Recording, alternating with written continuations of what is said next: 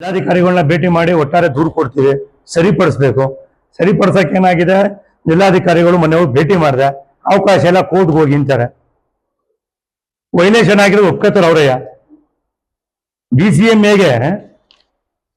Category clear cut ಆಗಿ ಹೇಳುತ್ತೆ. BCMA 1/3 ಇರಬೇಕು ಅಂತ ಹೇಳುತ್ತೆ. BCMA ಎಲ್ಲೂ 1/3 ಇಲ್ಲ. ಸುಮಾರು ಕಾನ್ಸ್ಟಿಟ್ಯೂನ್ಸಿ ನಾನು ಮಾರ್ಕ್ ಮಾಡಿದ್ದೀನಿ. ನಂಬರ್ ಆಫ್ ಸೀಟ್ಸ್ ಅಲ್ಲಿ 1/3 3/1 ಭಾಗ BCMA ರಿಸರ್ವ್ ಮಾಡಬೇಕು ಅಂತ ಹೇಳ್ತದೆ.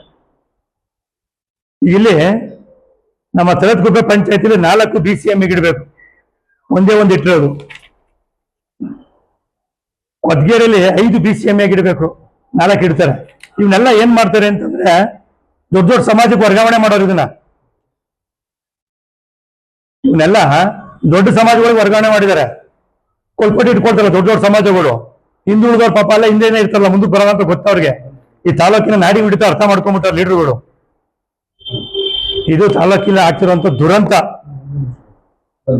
ಇದನ್ನ ಕೂಡ್ಲೆ ಸರಿಪಡಿಸ್ತಿಲ್ಲ ಅಂತ ಅಂದ್ರೆ ಒಂದು ದೊಡ್ಡ ಮಟ್ಟದ ಹೋರಾಟವನ್ನ ತಾಲೂಕು ಜಾತ್ಯತೀತ ಜನತಾ ಘಟಕ ಅತಿ ಶೀಘ್ರದಲ್ಲೇ ಹೋರಾಟಗಿಳಿಯುತ್ತೆ. ಕೂಡ್ಲೆ ಇಲ್ಲಿ ಆಗಿರೋ ಲೋಪದೋಷಗಳನ್ನ ಸರಿಪಡಿಸಬೇಕು. ಎಲ್ಲೆಲ್ಲಿ ವೈಲೇಷನ್ ಆಗಿದೆ, ಗೆಜೆಟ್ ನೋಟಿಫಿಕೇಶನ್ ಸುತ್ತೋಲೆ ಸರಿಪಡಿಸಬೇಕು ಅಂತ ಇದು ಒಂದು ವಿಚಾರವನ್ನ ನಾನು ಮಾಧ್ಯಮದ ಮುಖಾಂತರ ನನ್ನ ತಾಲೂಕಿನ ಚುನಾವಣಾಧಿಕಾರಿಗೆ ನಾನು ಕೇಳಲಿಕ್ಕೆ ಇಷ್ಟಪಡ್ತೀನಿ, ಜಿಲ್ಲಾಧಿಕಾರಿಗಳು ಕೇಳಲಿಕ್ಕೆ ಇಷ್ಟಪಡ್ತೀನಿ. ಇದು ಒಂದು ವಿಚಾರ. ಎರಡನೇ ವಿಚಾರ, ನೀರಾವರಿಗೆ ಒಂದು 2 ಲೈನ್ ಹೇಳ್ಬಿಡ್ತೀನಿ. ತಾಲೂಕು ಈಗಾಗಲೇ ಬರಪೀಡಿತ ತಾಲೂಕಾಗಿದೆ, ಮಳೆ ಅಭಾವ ಆಗಿದೆ. ಈಗ ಹೇಮಾವತಿಗೆ ಅತಿ ಹೆಚ್ಚು ನೀರು ಬರ್ತಾ ಇರೋದ್ರಿಂದ ಈಗಾಗಲೇ ಮಾರ್ಕೋನಹಳ್ಳಿ ಜಲಾಶಯದಲ್ಲಿ ನೀರಿದೆ, 1 TMC ಅಷ್ಟು ನೀರಿದೆ. ಇವತ್ತು ನಮ್ಮ ಅಮೃತೂರು ಹೋಬಳಿಯ ಅಚ್ಚುಕಟ್ಟು ಭಾಗ ಮತ್ತೆ ಎಲ್ಲ ಈಗ ಸ್ವಲ್ಪ ಕೆರೆಗಳು ಬತ್ತು ಹೋಗಿದೆ. ದಯಮಾಡಿ ನಾನು ಶಾಸಕರಲ್ಲಿ ಮನವಿ ಮಾಡ್ಕೊಳ್ತೀನಿ, ಮತ್ತೆ ನೀರಾವರಿ ಸಲಹಾ ಸಮಿತಿಗಳಲ್ಲಿ ಮನವಿ ಮಾಡ್ಕೊಳ್ತೀನಿ.